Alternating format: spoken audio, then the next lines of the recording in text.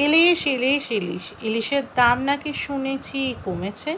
তো যাই হোক, কমুক বা বাড়ুক, এই নিয়ে আমার তর্কে যাওয়ার কোনো দরকার নেই বাবা। 9 মাসে 6 মাসে আমাদের বাড়িতে একবার ইলিশ হয়, আর যখন হয় 1 প্লেট ভাত একটু বেশিই খেয়ে ফেলি।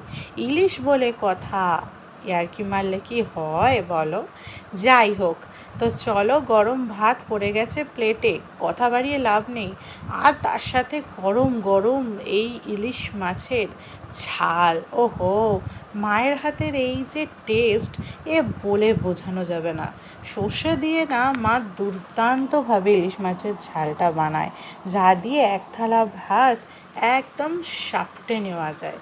সাপটে মানে বোঝো তো, একদম পরিষ্কার করে খাওয়া হয়ে যায়। যখন বাড়িতে ইলিশ মাছের রান্না হয়, ইলিশ মাছের তেল আর এই ইলিশ মাছ ভাজা, আর থাকবে সর্ষে দিয়ে ইলিশ মাছের ঝাল, এই নিয়েই আমার পেট পুজো ভালো মতো হয়ে যায়।